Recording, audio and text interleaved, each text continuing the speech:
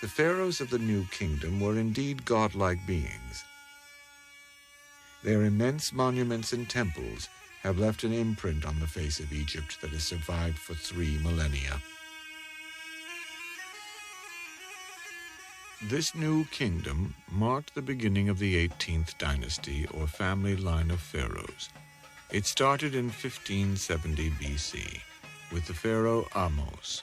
A mosaic from his time depicts him in a ritual bath or purification ceremony.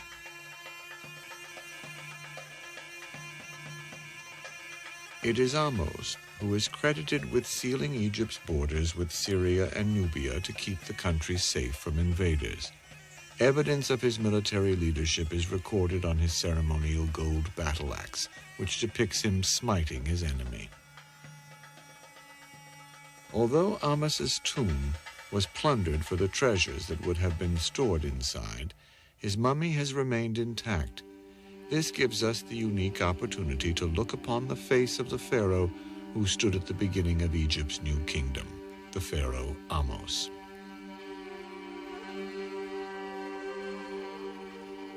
The face of a successor, Thutmose I, has also survived in its mummified form.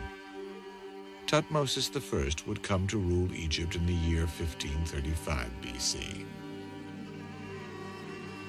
Although his reign was short and lasted only 6 years, the pharaoh Thutmose I is credited with a set of brilliant military campaigns that pushed the southern frontier of Egypt farther into the mineral-rich lands of Nubia than any pharaoh before him.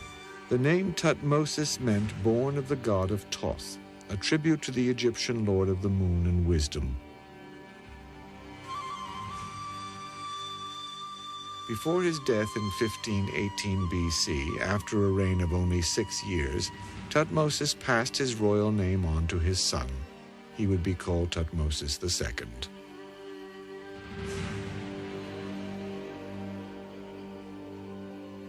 The Egyptian royal families were the only Egyptians to encourage marriage between brother and sister.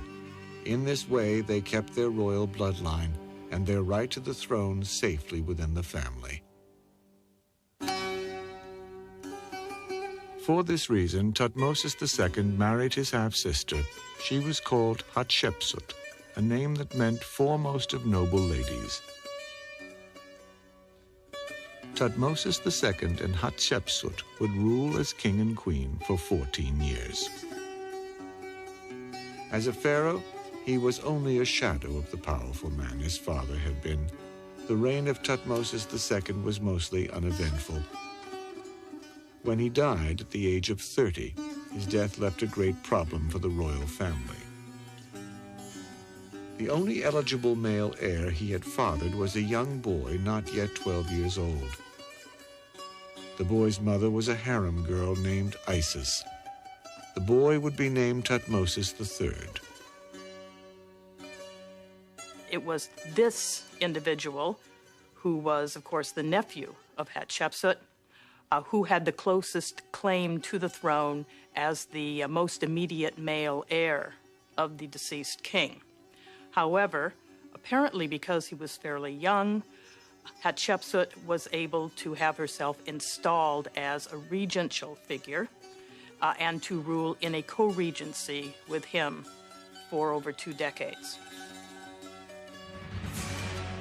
But after 2 years as co-regent with the boy Thutmose III, Queen Hatshepsut had herself crowned pharaoh.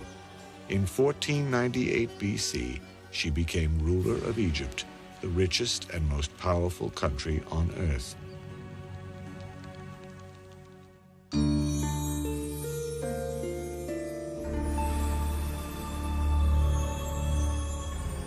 Nestled in the foothills below the cliffs of Dar el-Bahari, near ancient Thebes, stands a masterpiece.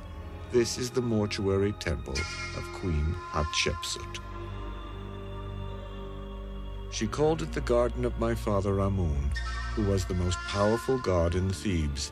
It was indeed an elegant garden. Trees and green shrubs once lined its graceful entrance ramps, and there is evidence that its colonnade and sanctuary shared the same adornment.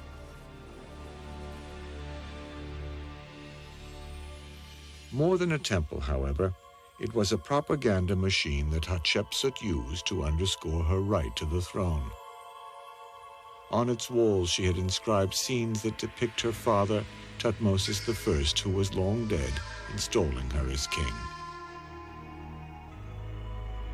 Many of the scenes we have from Hatshepsut's mortuary temple at Deir el-Bahri present in kind of very idealized ways the nature of her kingship and really attempt to strengthen her claim.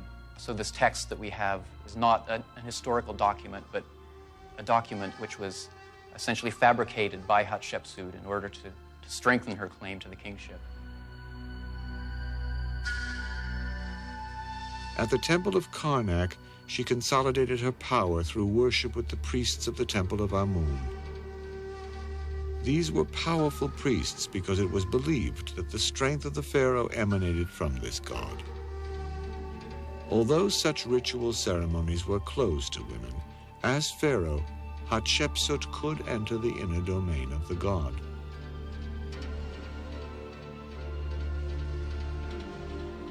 Outside the temple, she commissioned the building of a spectacular obelisk to commemorate her relationship with the god of the sun. Although she was not noted as a military leader, Queen Hatshepsut is noted for her trading expeditions to a land called Punt, now modern Somalia.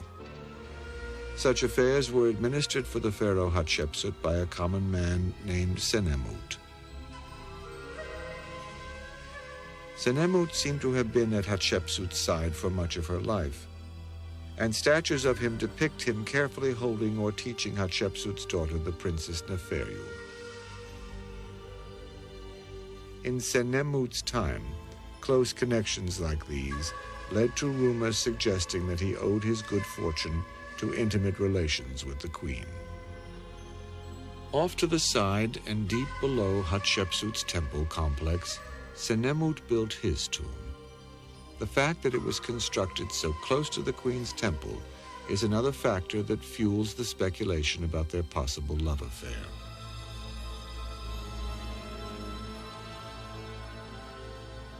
The pharaoh Hatshepsut died in 1483 BC, but any records of her demise seem to have been mysteriously destroyed. Some speculate that Thutmose III, the boy she had kept from the throne, had a hand in her death. What we do know is that he hated her. Now he would try to destroy her spirit.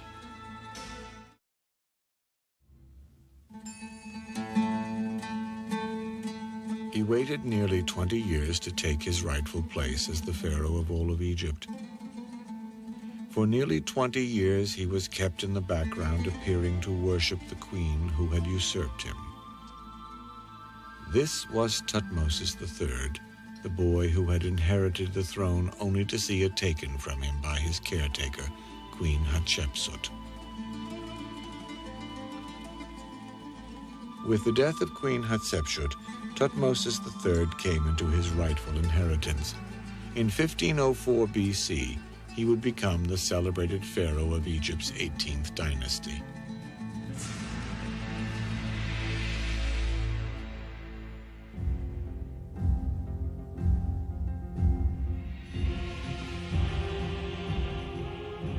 During the time that the young Thutmose had been kept in the background under the rule of Hatshepsut, he probably went through military training, and like other noblemen in his time, learned how to shoot a bow and arrow and how to handle a chariot in the desert terrain. By the second year of his reign, his military prowess became evident. Records from this time chronicle a period of 18 years, during which Thutmose III led a series of battles and campaigns along the coast of Syria. These won him great riches and has led historians to compare him to Napoleon.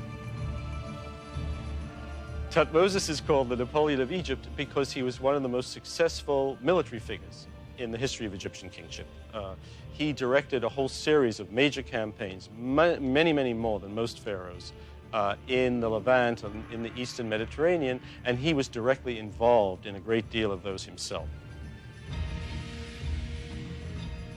Of the many temples that were embellished and expanded with the spoils of Thutmose III's military campaigns, none was more dazzling than the work he did at the Temple of Karnak in the ancient city of Thebes. At the east end of the complex, Thutmose III would construct his festival temple.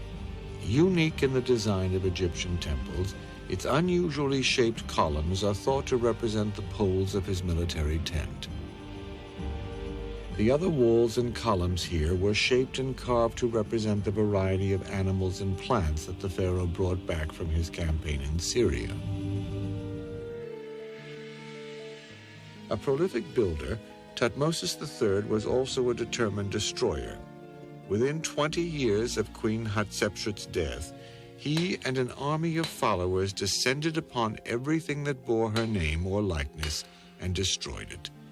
Thutmose III, it seems, was furious that this woman had usurped his place on the throne, and now he would retaliate.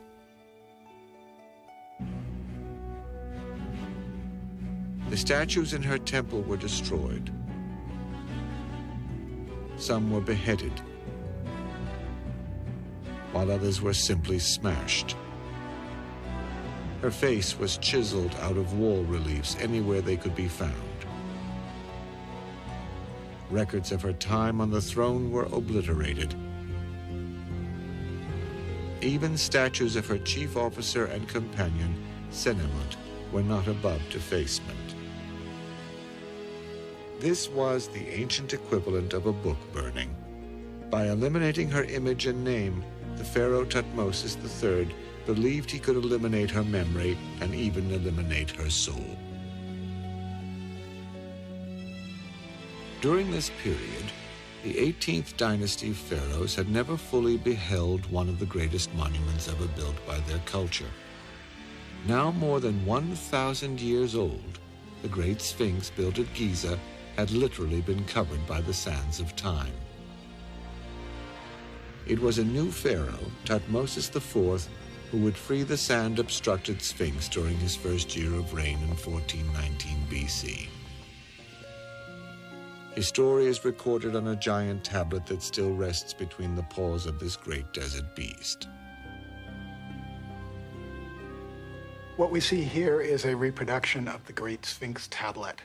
The inscription on the tablet begins here in the upper right and gives the date when it was set up in the king's reign. And then it recounts an extraordinary event that took place in his life. Further down here, where the king went out one day in order to hunt ostriches and lions in the desert beyond the pyramids.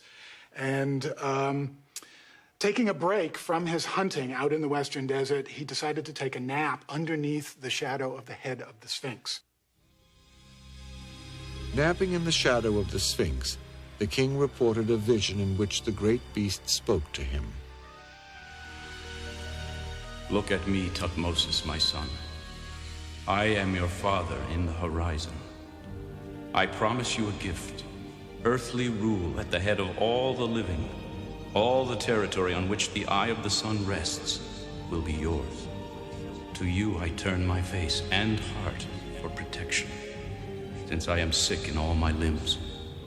The sands of the holy place upon which I rest have covered me. And if you take care of my image, clear it away, tidy it up, and build a small shrine to it, then I shall cause you to become not only a king of Egypt, but one of the greatest kings that Egypt has known.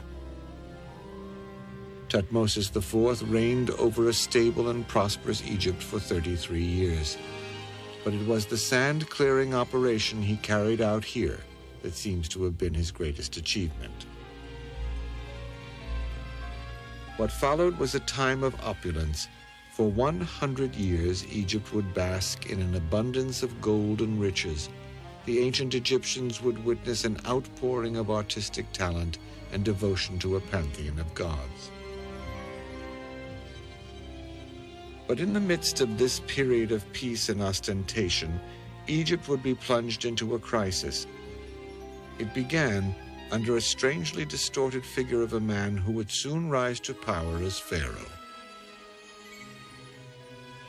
When our story continues, find out who this pharaoh really was and how he came to be called a heretic. Discover the intrigue of Cleopatra the pharaoh who was also a seductress, and how she met her tragic end. Gaze upon the face of the pharaoh who built the most elaborate temples the world has ever seen. Walk among the men and women of Egypt who were the greatest pharaohs.